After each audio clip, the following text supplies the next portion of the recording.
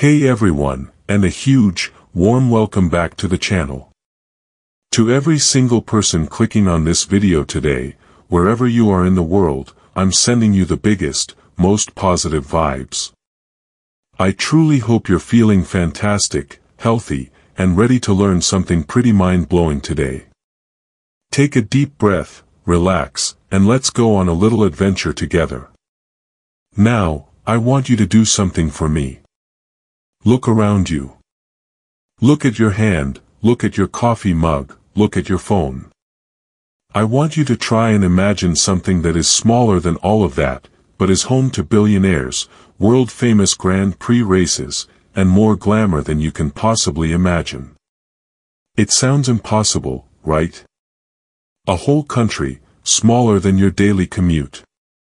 Well, hold on to your hats, because we're about to dive into one of the most fascinating facts on the planet. The entire sovereign country of Monaco is smaller than New York City's Central Park. Let that sink in for a second. A whole country, with its own government, its own army, its own royal family, its own international standing, can fit entirely within a public park you could stroll through on a sunny afternoon. This isn't just a fun trivia fact, it's a gateway to understanding one of the most unique and fascinating places on Earth. Think about Central Park for a minute. You might have seen it in movies, a beautiful green oasis in the middle of the concrete jungle of Manhattan. It's big, right? It's 843 acres, or about 1.3 square miles of lawns, lakes, and walking paths. Now, close your eyes and picture placing the entire Principality of Monaco right inside those borders. Every single street, every glamorous hotel, the famous casino, the Prince's Palace, the luxurious yacht harbor, all of it would fit with a little room to spare. Monaco is only 2.02 square kilometers, which translates to about 0.78 square miles.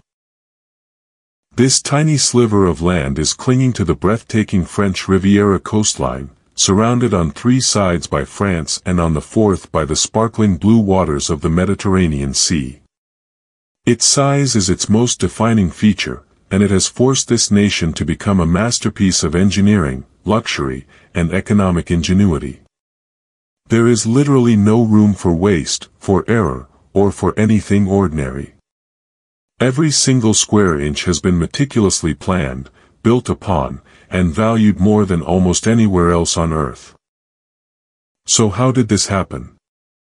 How did a postage stamp of land become its own independent country?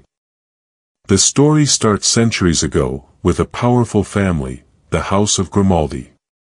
Way back in 1297, a man named Francesco Grimaldi, disguised as a monk, supposedly captured the fortress protecting the Rock of Monaco. This was a strategic spot, a rocky headland offering views and control over the coastline.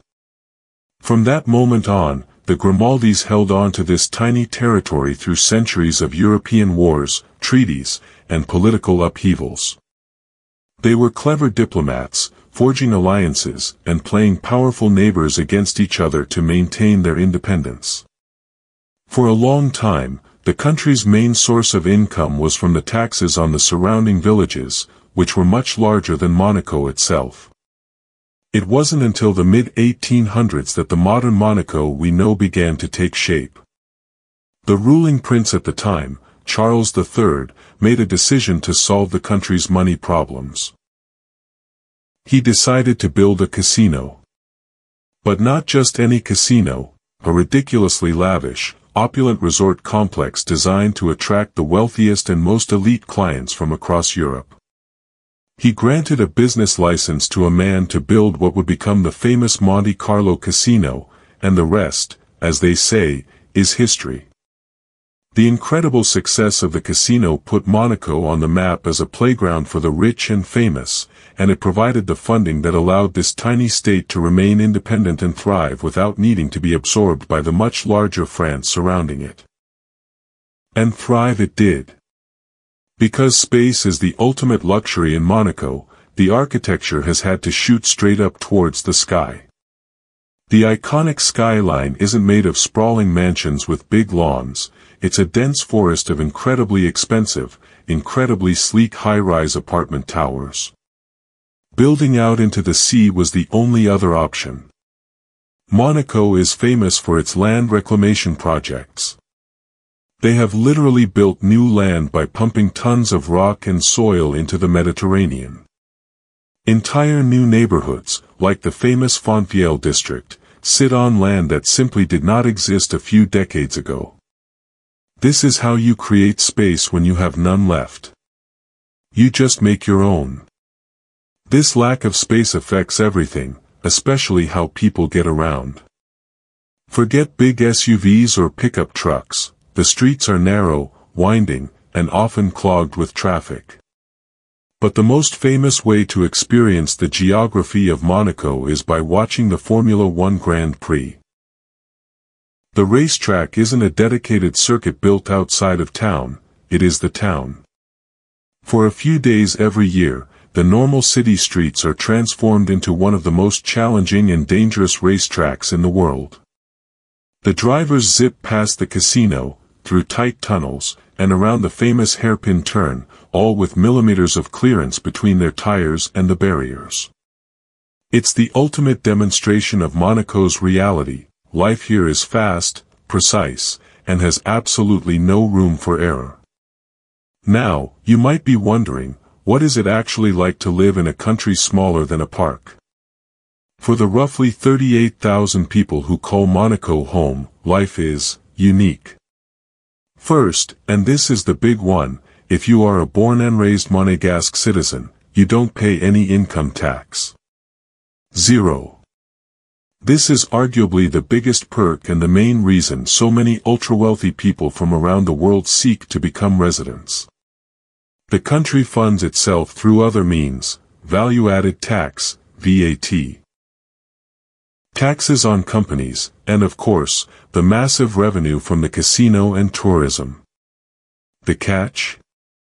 It is phenomenally expensive to live there. We're talking about a cup of coffee that costs more than a meal anywhere else, and apartments that sell for tens of thousands of dollars per square meter. Security is also a huge feature of daily life. Monaco has one of the highest ratios of police officers to citizens in the world. You are never far from a security camera or an officer in uniform. This, combined with the fact that almost everyone is wealthy, creates an environment of incredible safety. Crime is almost non-existent.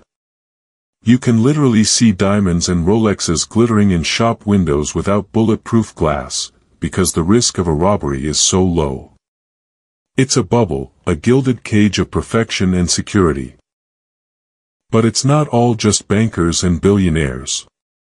There is a real community here, a sense of national pride among the native Monegasques, who make up a minority of the population. They have their own language, a dialect similar to Italian called Monegasque, their own national holidays, and a deep respect for their history and their royal family, currently led by Prince Albert II. The culture is a vibrant mix of French and Italian influences, reflected perfectly in the amazing food. You can walk from one end of the country to the other in under an hour, and in that time, pass a dozen restaurants serving world-class cuisine, from fresh seafood pasta to the most delicate French pastries. Despite the ultra-modern towers, the old town, Monacoville, still sits proudly on the Rock, a maze of medieval streets that feel a world away from the glitz of Monte Carlo below. Here, you'll find the Prince's Palace, the cathedral, and quiet little squares with fountains. It's a reminder that this isn't just a tax haven or a resort, it's a real country with a long and storied history that far predates its current reputation for glamour. So, the next time you're in a big city, or even just walking through a large park, take a moment to look around. Try to imagine fitting an entire nation within that space. Imagine fitting palaces, a world-class opera house, a legendary casino, a professional football stadium, a top-tier oceanographic museum, a bustling port full of superyachts, and thousands of homes.